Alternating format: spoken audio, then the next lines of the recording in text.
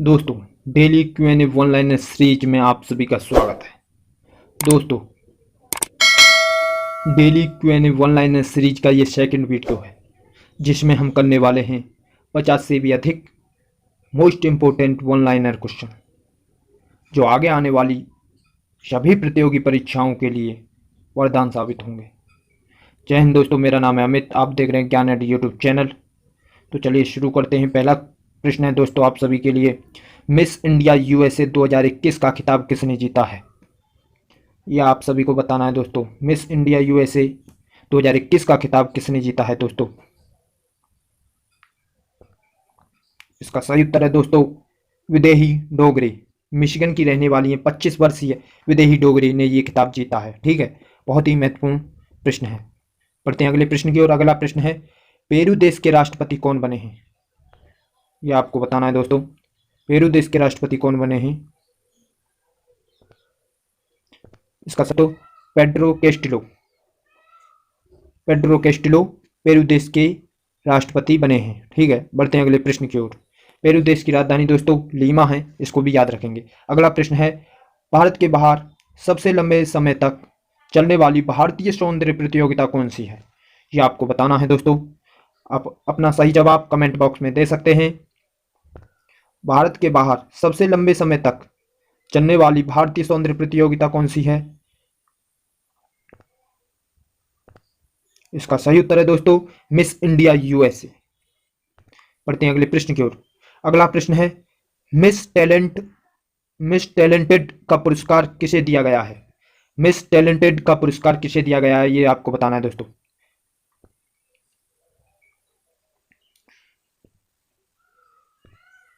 इसका सही जवाब है दोस्तों विदेही डोगरे। भारतीय शास्त्रीय नृत्य के लिए इन्हें ये पुरस्कार दिया गया है और इन्होंने दोस्तों मिस इंडिया यूएसए का खिताब भी जीता है। पढ़ते हैं अगले प्रश्न की ओर। अगला प्रश्न है, हाल ही में तेलंगाना की पहली महिला मुख्य न्यायाधीश कौन बनी है? हाल ही में तेलंगाना की पहली महिला मुख्य न्यायाधीश कौन बनी है?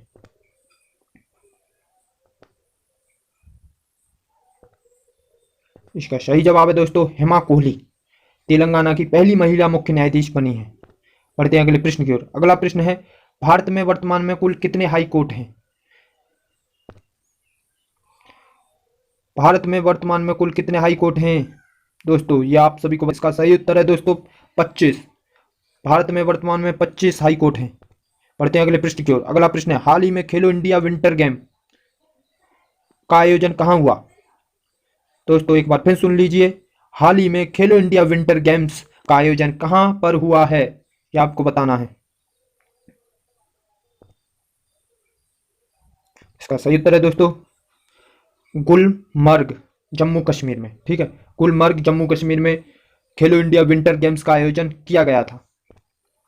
पढ़ते हैं अगले प्रश्न की ओर। अगला प्रश्न, हाल ही में केसर के लिए जीआई टैग किसे दिया गया? हाल ही में केसर के लिए जीआई टैग किसे दिया गया, ये आपको बताना है दोस्तों। अगर आप इस चैनल पर नहीं तो चैनल को सब्सक्राइब अवश्य कर लें। अगर आपको ये वीडियो अच्छी लगे तो वीडियो को लाइक करें। इसका सही उत्तर है दोस्तों कश्मीर। कश्मीर को केसर के लिए जीआई टैग दिया गया है। ठीक है दोस्तों, बढ़ते हैं अगले प्रश्न की ओर। अगला प्रश्न है, जहां वोट वहां वैक्सीनेशन अभियान कहां से प्रारंभ हुआ है? दोस्तों जहां वोट वहां वैक्सीनेशन अभियान कहां से प्रारंभ हुआ है? इसका सही उत्तर है दोस्तों दिल्ली से। दिल्ली में विधानसभा की सीटें कितनी हैं, ये दोस्तों आपको बताना है।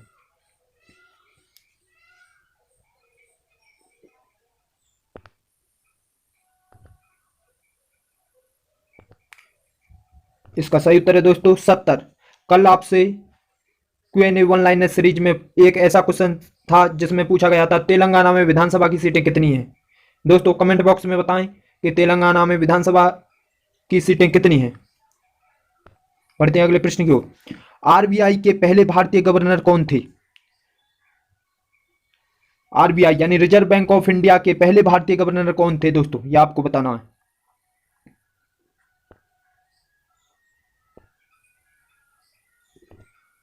इसका सही उत्तर है दोस्तों सर ऑसबर्न ए स्मिथ।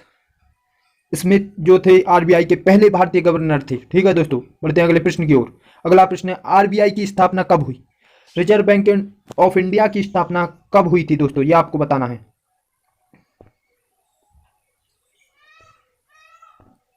इसका सही उत्तर है दोस्तों 1 अप्रैल 1935 को आरबीआई की स्थापना हुई थी। बढ़ते हैं अगले प्रश्न की ओर। अगला प्रश्न है, आरबीआई के 25वें गवर्नर कौन है? आरबीआई के 25वें गवर्नर कौन है दोस्तों?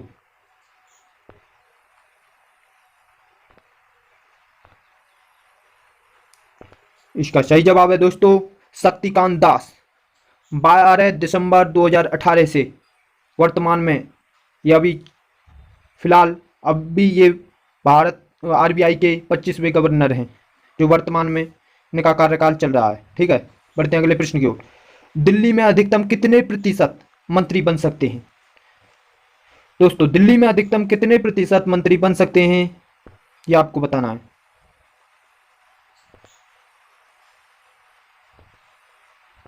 इसका सही उत्तर है दोस्तों 10%। पढ़ते हैं अगले प्रश्न की ओर। अगला प्रश्न है, भ्रमण सारथी योजना कहां शुरू की गई? दोस्तों भ्रमण सारथी योजना कहां शुरू की गई है यह आपको बताना है। इसका सही उत्तर है दोस्तों असम में। भ्रमण सारथी योजना असम में शुरू की गई है। पढ़ते हैं अगले प्रश्न की ओर। विश्व खाद्य दिवस कब मनाया जाता है?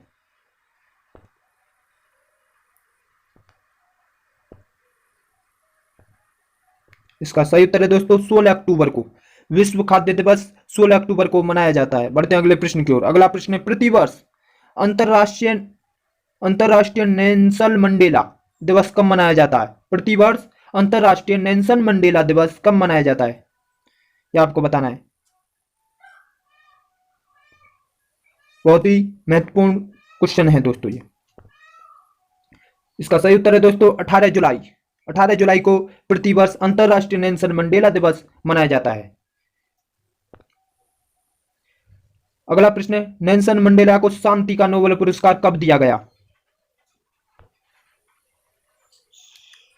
नेल्सन मंडेला को शांति का नोबेल पुरस्कार कब दिया गया? इसका सही उत्तर है दोस्तों 1993 में नेल्सन मंडेला को शांति का नोबेल पुरस्कार दिया गया। बढ़ते हैं अगले प्रश्न की ओर। अगला प्रश्न है, डॉक्टर्स डे कब मनाया जाता है? डॉक्टर्स डे कब मनाया जाता है दोस्तों? इसका सही उत्तर है दोस्तों 1 जुलाई को डॉक्टर्स डे मनाया जाता है। बढ़ते हैं अगले प्रश्न की ओर। अगला प्रश्न है, यूएसए स्वतंत्रता दिवस कब मनाया जाता है? यूएसए स्वतंत्रता दिवस कब मनाया जाता है यह आपको बताना है। इसका सही उत्तर है दोस्तों 4 जुलाई। अगला प्रश्न है, जनसंख्या दिवस कब मनाया जाता है दोस्तों?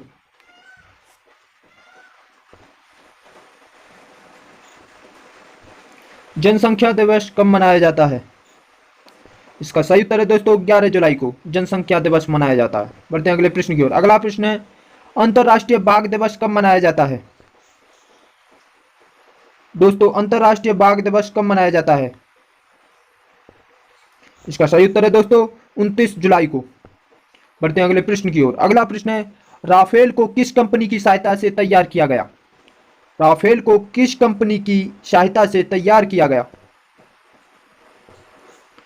इसका सही उत्तर है दोस्तों दसॉल्ट कंपनी, फ्रांस की कंपनी है दोस्तों, इसकी सहायता से राफेल को तैयार किया गया है। बढ़ते हैं अगले प्रश्न की ओर। अगला प्रश्न है, वज्र प्रहार युद्ध अभ्यास का आयोजन किन दो देशों के मध्य होता है? वज्र प्रहार युद्ध अभ्यास का आयोजन किन दो देशों के मध्य होता है दोस्तों? इसका सही उत्तर है इंडिया और अमेरिका के मध्य। बढ़ते हैं अगले प्रश्न की ओर। अगला प्रश्न है, मालाबार युद्ध अभ्यास का आयोजन किन दो देशों के मध्य होता है? मालाबार युद्ध अभ्यास का आयोजन किन दो देशों के मध्य होता है?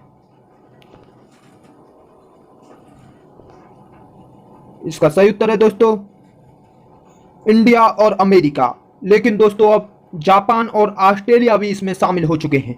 मालाबार युद्ध अभ्यास का आयोजन अब इन 4 देशों के मध्य होता है। ठीक है दोस्तों, बढ़ते हैं अगले प्रश्न की ओर। अगला प्रश्न है, नौसेना दिवस कब मनाते हैं? दोस्तों भारतीय नौसेना दिवस हम कब मनाते हैं ये आपको बताना है। Navy day, Indian navy day कब मनाया जाता है दोस्तों, ये आपको बताना है। इसका सही उत्तर है दोस्तों 4 दिसंबर को इंडियन नौसेना दिवस मनाया जाता है। बढ़ते हैं अगले पृष्ठ की ओर। अगला प्रश्न है, भारतीय वायुसेना दिवस कब मनाते हैं? भारतीय वायुसेना दिवस कब मनाते हैं ये आपको बताना है दोस्तों।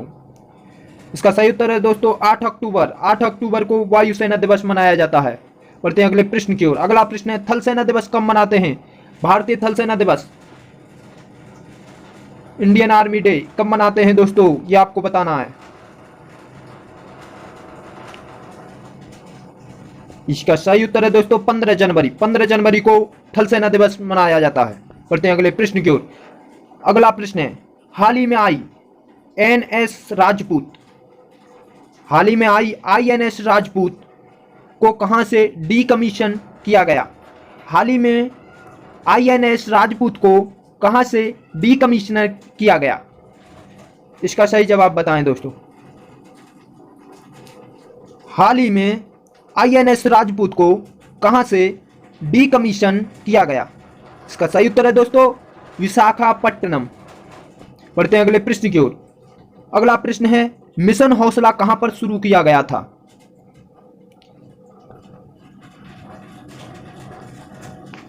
मिशन हौसला कहां पर शुरू किया गया था यह आपको बताना है दोस्तों। इसका सही उत्तर है दोस्तों उत्तराखंड। उत्तराखंड में ये अभियान चला था मिशन हौसला, और ये पुलिस द्वारा चलाया गया था। ठीक है, बढ़ते हैं अगले प्रश्न की ओर। अंकुर योजना का संबंध किस राज्य से है यह आपको बताना है दोस्तों। अंकुर योजना का संबंध किस राज्य से है?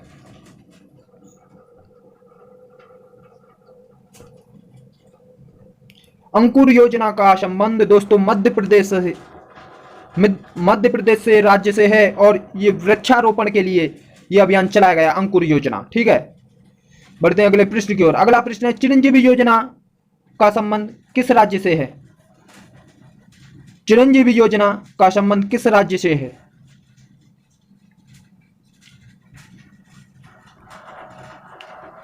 यहां पे दोस्तों थोड़ा मिसप्रिंट हो गया, योजना योजना 2 बार है, लेकिन आप एक बार लगाएं। चिरंजीवी योजना का संबंध किस राज्य से है यह आपको बताना है दोस्तों।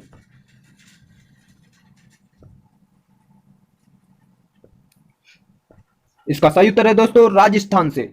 सभी को स्वास्थ्य बीमा सुविधा देना इसका उद्देश्य है चिरंजीवी योजना का। ठीक है दोस्तों, बढ़ते हैं अगले प्रश्न की ओर। अगला प्रश्न है, वात्सल्य योजना का संबंध किस राज्य से है? दोस्तों वात्सल्य योजना का संबंध किस राज्य से है यह आपको बताना है।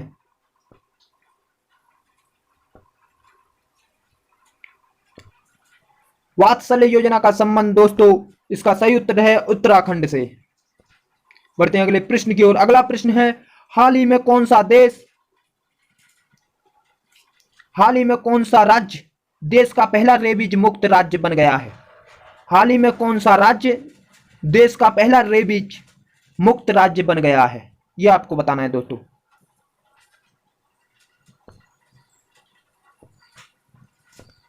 इसका सही उत्तर है दोस्तों गोवा।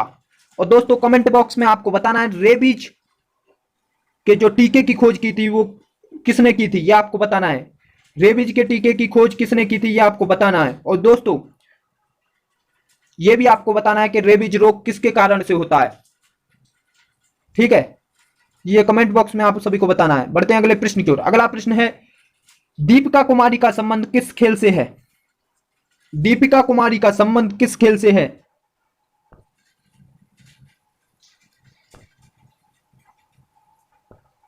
इसका सही उत्तर है दोस्तों तीरंदाजी। दीपिका कुमारी का संबंध तीरंदाजी से है। बढ़ते हैं अगले प्रश्न की ओर। अगला प्रश्न है, रामनाथ कोविंद कौन से नंबर के राष्ट्रपति हैं यह आपको बताना है। रामनाथ कोविंद कौन से नंबर के राष्ट्रपति हैं दोस्तों?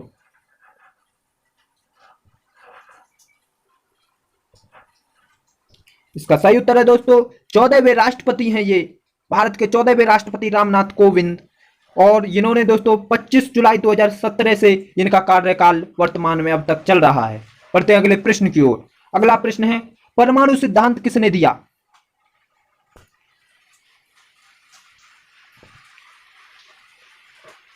इसका सही उत्तर है दोस्तों डाल्टन ने परमाणु सिद्धांत दिया था। बढ़ते हैं अगले प्रश्न की ओर। अगला प्रश्न है, पहली जनगणना किसके कार्यकाल में हुई?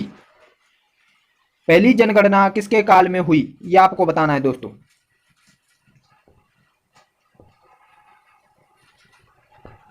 इसका सही उत्तर है दोस्तों, लॉर्ड मेयो के कार्यकाल में पहली जनगणना कराई गई थी।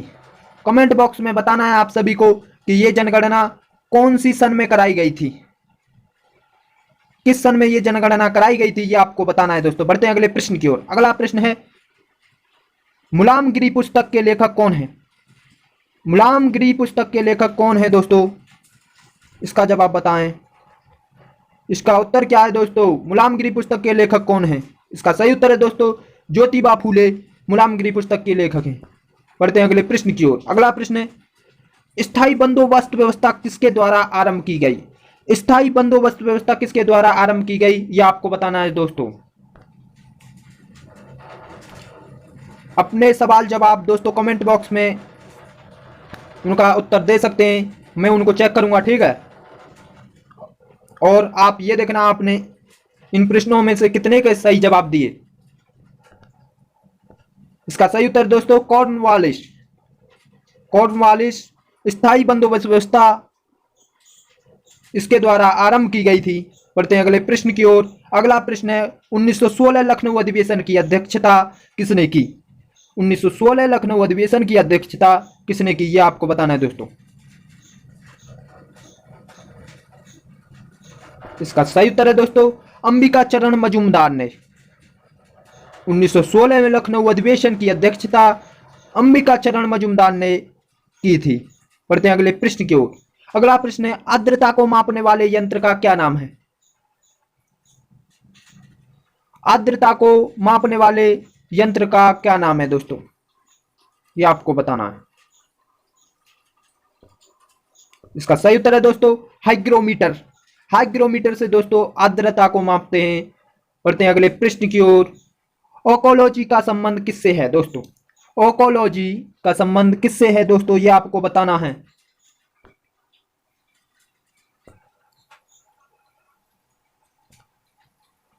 ओकोलॉजी का संबंध किससे है? इसका सही उत्तर है दोस्तों कैंसर से। ओकोलॉजी का संबंध किससे है? कैंसर से। बढ़ते हैं अगले प्रश्न की ओर। दोस्तों ये थे आपके, चलो प्रश्न तो खत्म हो गए, लेकिन जो भी हो आपको मजा आया ना दोस्तों? आपको प्रश्न कैसे लगे, अच्छे थे ना? एकदम सेलेक्टेड, एकदम इंपॉर्टेंट और प्रीवियस ईयर क्वेश्चन थे दोस्तों, जो विगत परीक्षाओं में पूछे गए अभी तक, ठीक है। एक भी प्रश्न इसमें से ऐसा नहीं था जो परीक्षाओं में आपका नहीं फंसेगा, ठीक है। सभी के सभी प्रश्न इंपॉर्टेंट थे और आपको अच्छे लगे होंगे। अगर वीडियो अच्छी लगी है तो वीडियो को लाइक करें। अगर आप इस चैनल पर नए थे तो चैनल को सब्सक्राइब करें। फिर मिलेंगे किसी अन्य वीडियो के साथ, तब तक के लिए जय हिंद।